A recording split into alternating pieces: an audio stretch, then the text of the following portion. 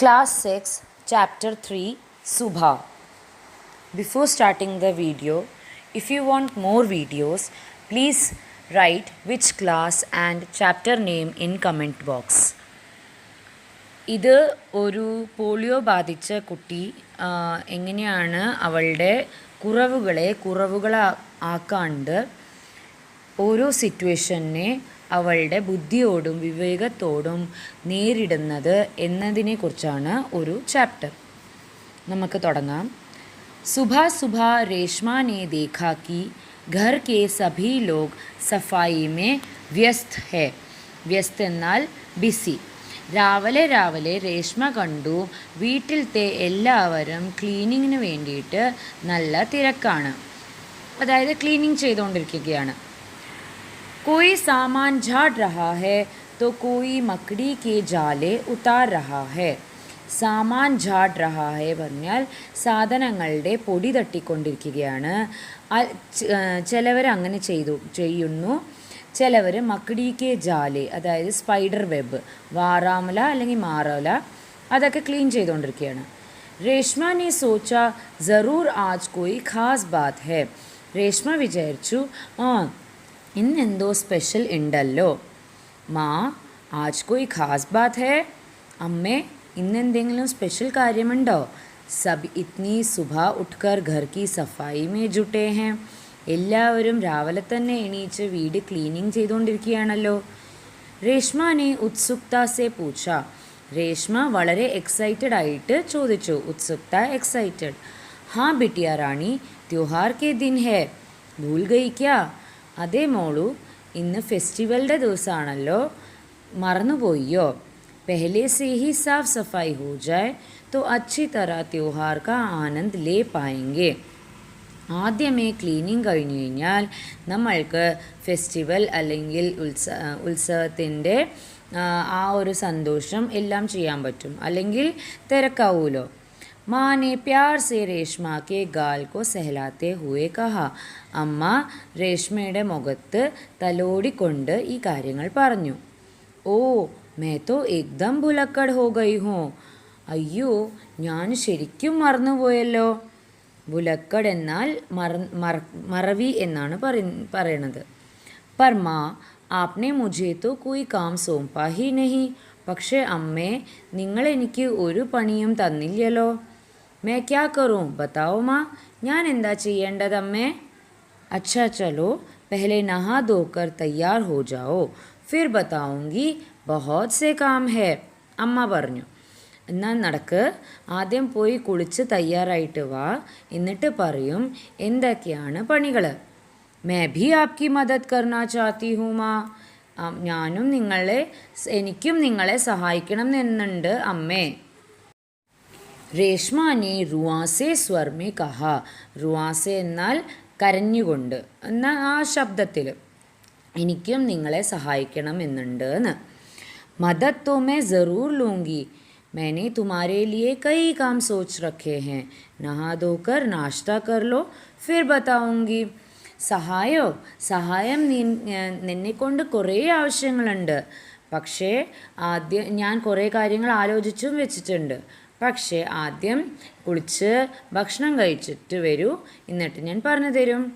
कहते कहते माँ ने रेशमा को उसकी पहिए वाली कुर्सी पर बैठा दिया. അതും പറഞ്ഞുകൊണ്ട് അമ്മ രേഷ്മയെ എടുത്ത് അവളുടെ पहिए वाली कुर्सी അതായത് വീൽ ചെയറിൽ ഇരുത്തി. रेशमा ने अपनी पहिए वाली कुर्सी को धीरे धीरे धकेला और अपने दैनिक कार्यों में लग गई. ധക്കേല എന്നാൽ ഉന്തുക, ദൈനിക് എന്ന് വെച്ചാൽ ദിനചര്യങ്ങൾ, എല്ലാ ദിവസവും എവ്രി ഡേ ചെയ്യുന്ന കാര്യങ്ങൾ. അപ്പോൾ രേഷ്മ ആ വീൽ ചെയറിനെ മെല്ലെ മെല്ലെ തള്ളിയിട്ട് അല്ലെങ്കിൽ ഉന്തിയിട്ട് അവനവൻ്റെ ദിനചര്യങ്ങൾ ചെയ്യാൻ തുടങ്ങി. रेशमा जब 5 साल की थी तभी से उसके दोनों पैर काम नहीं करते थे. രേഷ്മ 5 വയസ്സായപ്പോൾ മുതൽക്കാണ് 2 കാലുകളും അപ്പോൾ മുതൽക്ക് ഒരു ഒന്നും ചെയ്യാൻ പറ്റാത്ത ഒരവസ്ഥ ആവണത് 5 വയസ്സ് മുതൽക്ക്. उसे बहुत तेज़ बुखार हुआ और घुटनों से नीचे दोनों पाँव एकदम बेजान हो गए. വല്ലാണ്ട് പനി വന്നു. തേസ് ബുഖാർ, ഭയങ്കരമായി ഒരു പനി വന്നു. അപ്പോൾ മുതൽക്ക് ഘുട്ന, മുട്ടിൻ്റെ താഴെ രണ്ട് കാലിനും ശേഷിയില്ലാണ്ടായി. ബേജാൻ, ജീവനില്ലാത്ത പോലെ ആയി. बहुत इलाज करवाया पर रेशमा के पाँव में जान नहीं आई. കുറേ ഇലാജ് എന്ന് വെച്ചാൽ കുറേ മരുന്നുകൾ, കുറേ സർജറി, ഹോസ്പിറ്റൽ എല്ലാം കുറേ കാര്യങ്ങൾ ചെയ്തു അതിന് ഒന്ന് ശരിയാവാൻ വേണ്ടി, കാലുകളൊന്ന് ശരിയാവാൻ. പക്ഷേ അതിന് ഒരു ബലവും കണ്ടില്ല. ഉസേ പോളിയോ ഹോ ഗയാ ഥാ, അവൾക്ക് പോളിയോ ആണ് ബാധിച്ചത്. രേഷ്മ ബഹുത് ഹിമ്മത്ത് വാലി ലഡ്കി थी. രേഷ്മ നല്ല ധൈര്യമുള്ള കുട്ടിയായിരുന്നു. शुरू में उसे ज़रूर दूसरों की सहायता लेनी पड़ी. ആദ്യമൊക്കെ അവൾക്ക് മറ്റുള്ളവരുടെ സഹായം തേടേണ്ടി വന്നു. परंतु अब 11 साल की उम्र में वह अपने सारे काम स्वयं करती है. 5 വയസ്സിലാണ് കുട്ടിക്ക് അത് ബാധിച്ചത്. ഇപ്പോൾ 11 വയസ്സായപ്പോഴേക്കും അവൾ അവളുടെ കാര്യങ്ങളൊക്കെ സ്വയം തന്നെ ചെയ്യാൻ തുടങ്ങിയിരുന്നു. वह अपने परिवार पर अपने काम के लिए निर्भर नहीं रहना चाहती. निर्भर എന്ന് വെച്ചാൽ ഡിപ്പെൻഡ്. അവളുടെ കാര്യത്തിന് വേണ്ടി ഫാമിലിയുടെ മേലെ ഡിപ്പെൻഡ് ആവാൻ വേണ്ടിയിട്ട് ഒട്ടും ആഗ്രഹിച്ചിരുന്നില്ല. परिवार के सभी सदस्य, पिताजी, छोटा भाई गोलू, दादी जी, दादाजी, सभी उसे बहुत प्यार करते हैं. ഫാമിലിയിലത്തെ എല്ലാ മെമ്പേഴ്സും, സദസ്യ മെമ്പർ, പരിവാർ പറഞ്ഞ ഫാമിലി, അച്ഛൻ, അനിയൻ ഗോലു, ദാദിജി, അച്ഛമ്മ, ദാദാജി, അച്ചച്ചൻ, എല്ലാവർക്കും രേഷ്മയെ ഭയങ്കര കാര്യമായിരുന്നു. അല്ലെങ്കിൽ എല്ലാവർക്കും രേഷ്മയോട് ഭയങ്കര സ്നേഹമായിരുന്നു. വേ സബ്കി ആങ്കോ കാ താര ഹെ, കണ്ണിൻ്റെ കൃഷ്ണമണി പോലെ അത്രയ്ക്കും പ്രിയപ്പെട്ടവളായിരുന്നു അവൾ. माँ ने रसोई घर में सारे बर्तन, डिब्बे, बोतलें नीचे उतार कर साफ कर दिए थे. അമ്മ റസോയി ഘർ, കിച്ചണിൽ, അടുക്കളയിലത്തെ എല്ലാ പാത്രങ്ങളും താഴെ വെച്ചിട്ട് ക്ലീൻ ചെയ്ത് വെച്ചിട്ടുണ്ടായിരുന്നു.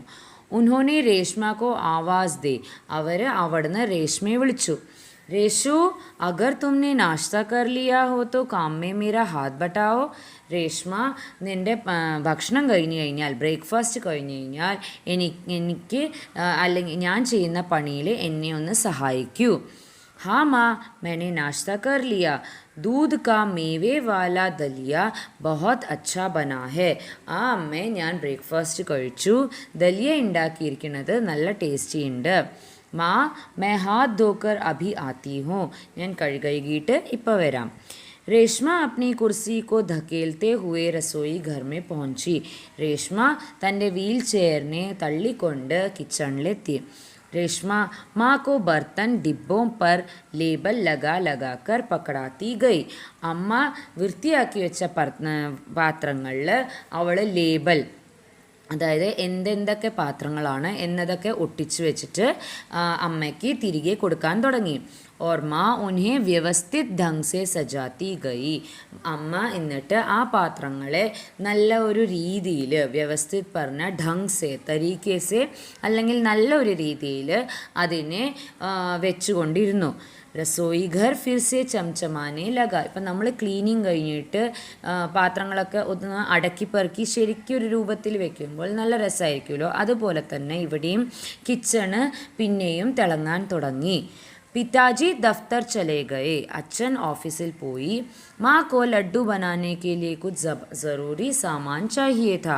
അമ്മയ്ക്കാണെങ്കിൽ ലഡ്ഡു ഉണ്ടാക്കാൻ വേണ്ടി കുറച്ച് കാര്യങ്ങൾ വേണമായിരുന്നു.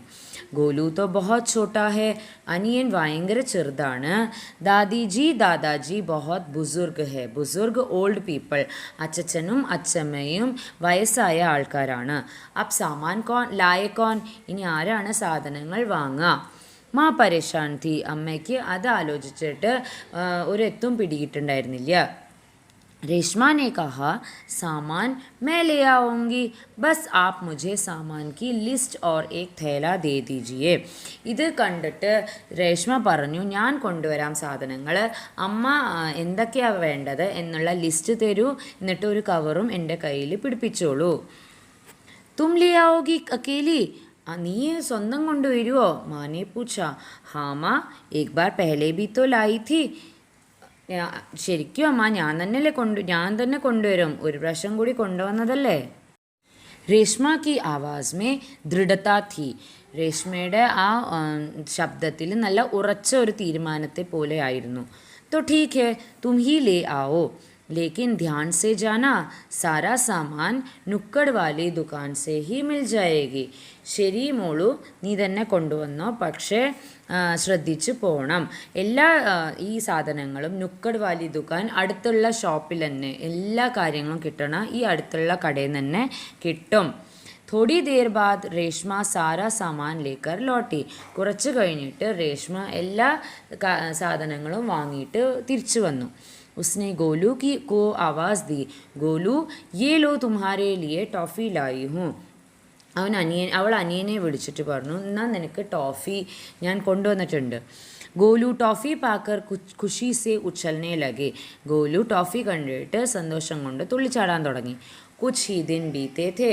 കുറച്ചു ദിവസമാണ് കഴിഞ്ഞിരിക്കുന്നത്. അതിന് മുമ്പത്തെ ഒരു കാര്യമാണ് പറയുന്നത്. एक दिन शाम को रेशमा का घर दियों के झिलमिल प्रकाश से जगमगाने लगा. ഒരു ദിവസം രേഷ്മയുടെ വീട് നമ്മളുടെ നമ്മളുടെ മൺവിളക്ക് കൊണ്ട് ജിൽമിൽ പ്രകാശ് ജഗ്മഗാനെ ലഗെ. വീട് മുഴുവൻ ഈ മൺവിളക്ക് കൊണ്ട് തിളങ്ങാൻ തുടങ്ങിയിരുന്നു. പൂരാ മൊഹല്ല ജഗ്മഗ രഹാ ഥ.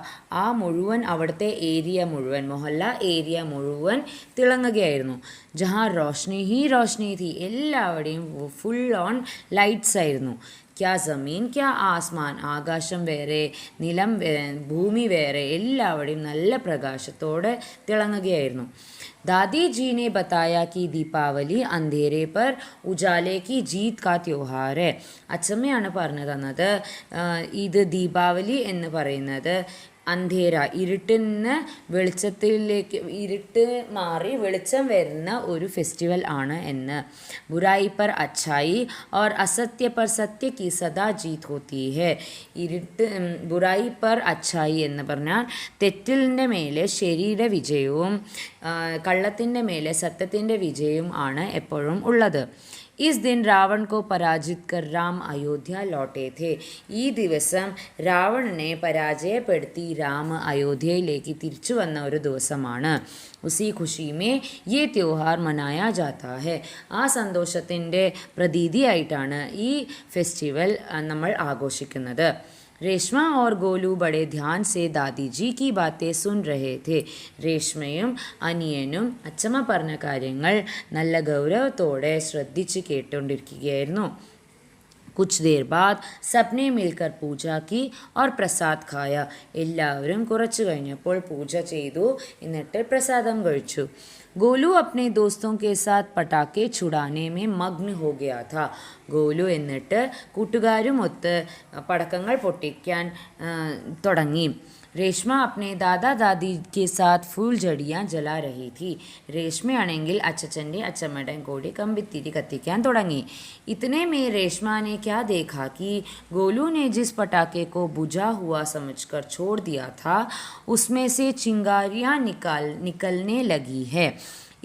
ഇതിൻ്റെ ഇടയിൽ രേഷ്മ എന്താ കണ്ടതെന്ന് വെച്ചാൽ, ഗോലു പടക്കം പൊട്ടിച്ചിട്ട് അത് കത്തിക്കഴിഞ്ഞു എന്ന് വിചാരിച്ച ഒരു പടക്കം, അതിൽ നിന്ന് സ്പാർക്കിൾ വരുന്നുണ്ടായിരുന്നു. ചിങ്കാരിയ സ്പാർക്കിൾ. ഗോലുവിനെ കി പീഠ് പട്ടാക്കെ കി തരഫ് ഥി. ഗോലുവിൻ്റെ മുതുക് ആ സൈഡിലേക്കാണ് അവൻ നിന്നിരുന്നത്.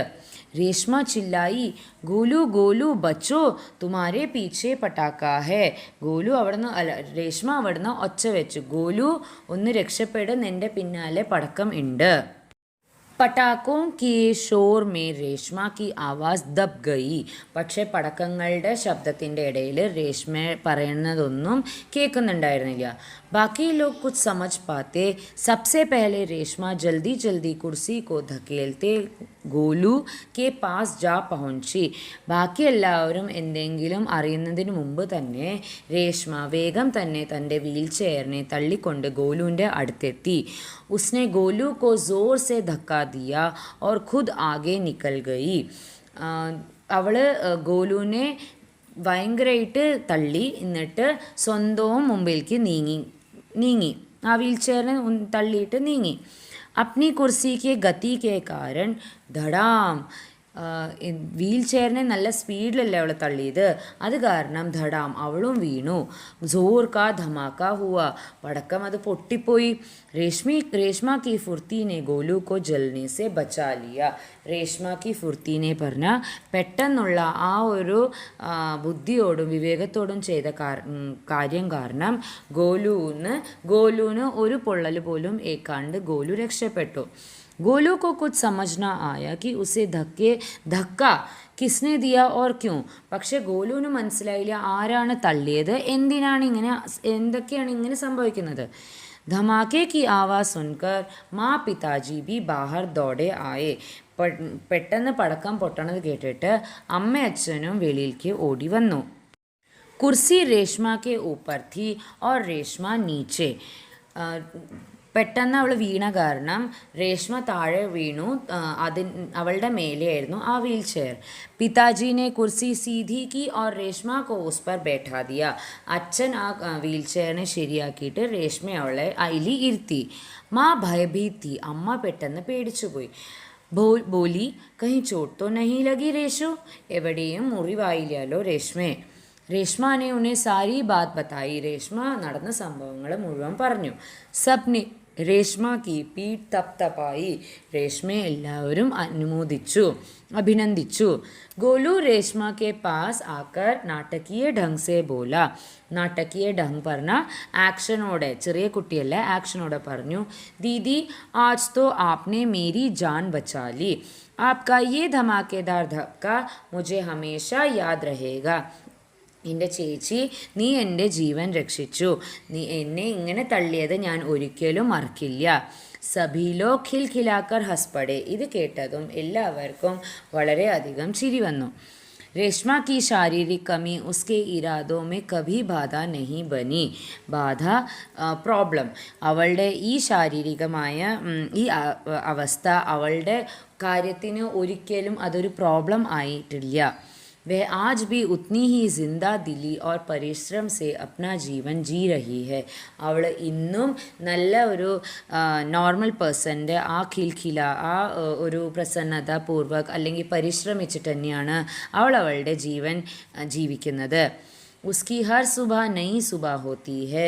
वह हर सुबह अपने काम में नए इरादे से जुट जाती है. അവളുടെ എല്ലാ രാവിലെയും ഒരു പുതിയ ഒരു ദിവസമായിട്ടാണ് അവൾ കണക്കാക്കുന്നതും അവൾ എല്ലാ ദിവസവും അവളുടെ ഒരു പരിശ്രമത്തോടെ തന്നെയാണ് അവൾ അത് ജീവിച്ചു പോകുന്നത്.